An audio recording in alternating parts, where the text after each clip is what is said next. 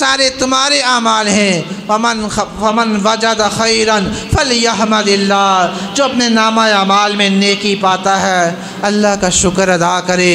ومن وجد غیر ذالک فلا یلومن الا نفسہ، جو اس کے علاوہ برائی پاتا ہے، نافرمانی پاتا ہے، بغاوت پاتا ہے، فلا یلومن الا نفسہ، وہ کسی کو ملامت نہ کرے، کسی اور کو ملامت نہ کرے، وہ اپنے آپ کو ملامت کرے۔ اس نے برائی پھیلائی، اس نے برائی کی، وہ برائی کا سبب بنا، اس نے اپنے نفس کو برائی پر لگایا کہ لوگوں کو نہ باتیں کرو، اپنے نفس کو ملامت کرو۔ یہی تمہارا نفس ہے جو آپ کو برائی کی طرف لے کے جا رہا ہے۔ اور پھر وہاں پر یہ چھوٹے موٹے حساب و کتاب بھی ہوں گے۔ کتنے چھوٹے موٹے حساب و کتاب!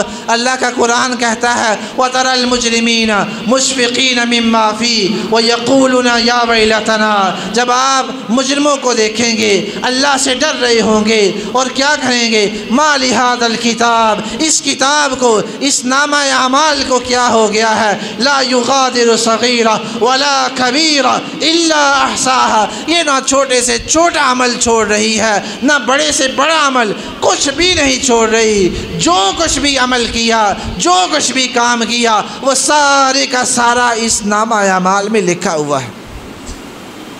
وَمَن يَعْمَلْ مِثْقَالَ ذَرَّةٍ خَيْرًا يَرَهُ وَمَن يَعْمَلْ مِثْقَالَ ذَرَّةٍ شَرًّا يَرَهُ، چھوٹے سے چھوٹا نیک عمل آپ اس کو بھی دیکھ لیں گے، بڑے سے بڑا عمل ہے، اچھا عمل ہے، اس کو بھی دیکھ لیں گے۔ ذرے کے برابر نیک عمل ہے وہ بھی آپ کے نامہ اعمال میں ہے، ذرے کے برابر برا عمل ہے وہ بھی آپ کے نامہ اعمال میں ہے۔ کچھ بھی اللہ نے معاف نہیں کرنا، وہ سارا آپ کے سامنے لکھا ہوا آ جائے گا۔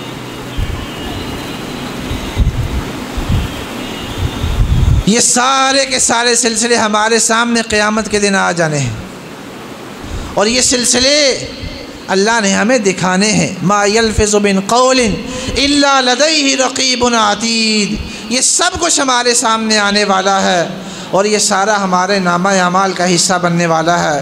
اور یاد رکھیں الذنب نوعان، گناہ دو طرح کے ہوتے ہیں۔ ذنب بینک و بین اللہ، ایک گناہ وہ ہے جو تمہارے اور اللہ کے بیچ میں ہے، وہ راز ہے آپ کے اور اللہ کا۔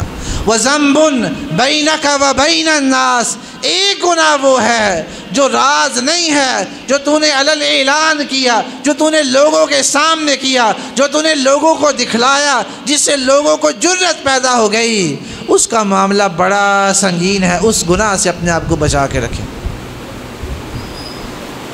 اس گناہ سے اپنے آپ کو بچا کے رکھیں۔ تو آج کے درس کا خلاصہ یہی ہے کہ جہاں آپ نیک اعمال کرتے ہیں اور کوشش کرتے ہیں کہ نیکیاں چھوڑ کر جائیں، وہاں آپ کی ایک اور کوشش ہونی چاہیے، اور وہ کوشش یہ ہو کہ برائیاں جو ہیں وہ پیچھے نہ رہیں۔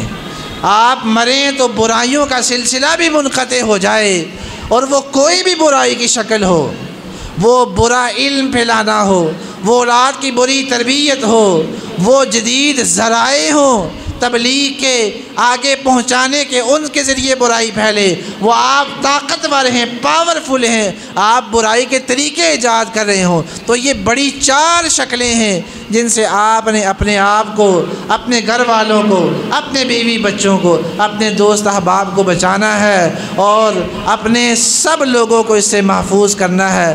اللہ سے دعا ہے اللہ ہماری برائیوں کو ختم کرے، اور ہمارا ایسا کوئی سلسلہ باقی نہ رکھے جس سلسلے سے ہمیں اللہ ہماری برائیوں کا گناہ بعد میں بھی پہنچاتا رہے۔ اللہ سے دعا ہے اللہ مجھے آپ سب کو عمل کرنے کی توفیق عطا فرمائے۔